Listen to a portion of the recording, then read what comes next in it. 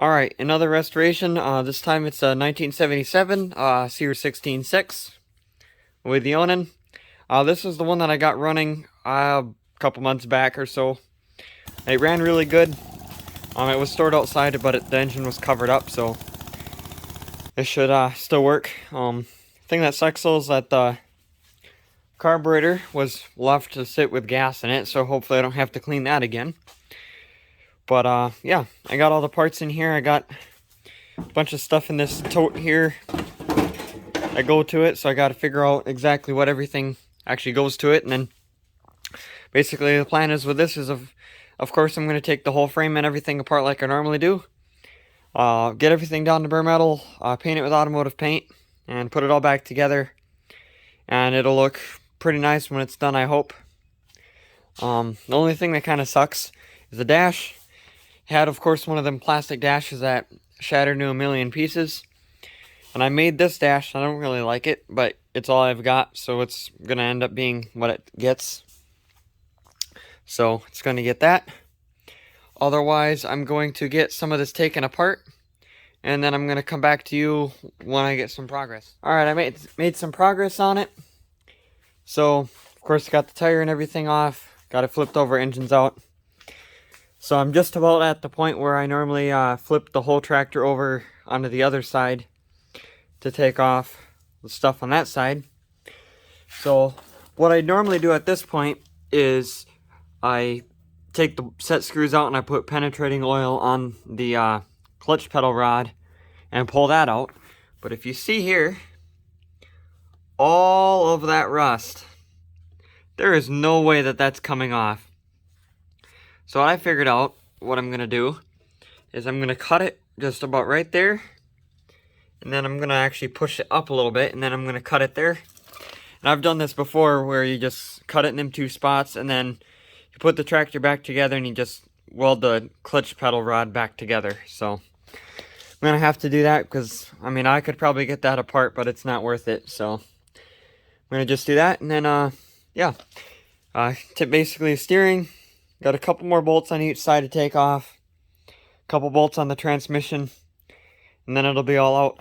And then, gotta cut the steering wheel off like I normally do the slot down the side. And then, hit it with a punch and then it'll pop right off. So, anyway, I'm gonna do the stuff I just said and come back. Alright, as you can see by the huge mess on the floor like I always have, I got it tore apart. So, got the steering wheel, of course, off. I use my typical, saw method. So I'll just kind of show this again. I show this in every video because I'm sure the same people don't watch each video. So, take a reciprocating saw and just cut it on the side down to the middle. Then get a flathead screwdriver or a flat punch and stick in the side and basically hammer it off and it falls right off. I've never had one not come off by doing that. I've taken, I don't even know how many of these apart. Probably at least 40. So, and they've all came right off by doing that. I also found a set of fenders that are repainted, uglier fenders, because the fenders that are on this tractor that were on it are pretty decent original paint, and I felt bad, repainting them because they're usable on something else.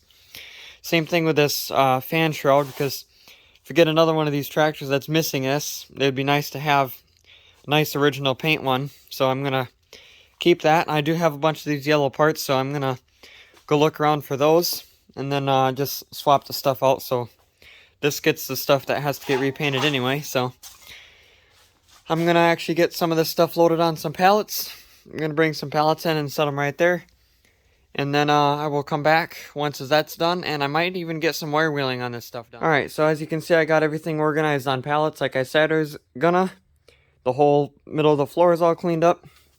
Stuff on this pallet is the stuff that I'm gonna get wire wheeled and everything more sooner than later.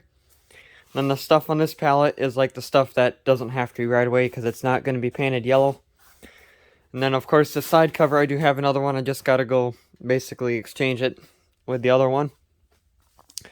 And the stuff that's in this box doesn't get wire wheeled, sanded, or anything. It's just basically just miscellaneous parts that needs to be cleaned.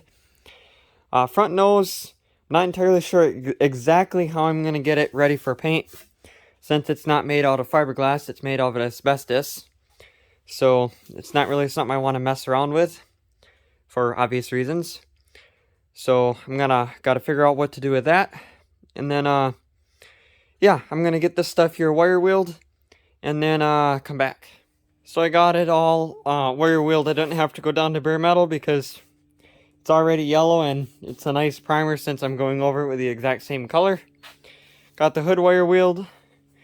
Engine is needing to be cleaned, otherwise it's for the most part ready for paint. Front nose is ready for paint. It's all pretty much ready. So that's actually going to be it for this video.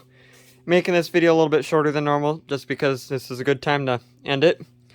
And next video, I'm going to have the frame and stuff painted and then get it put back together. Thanks for watching.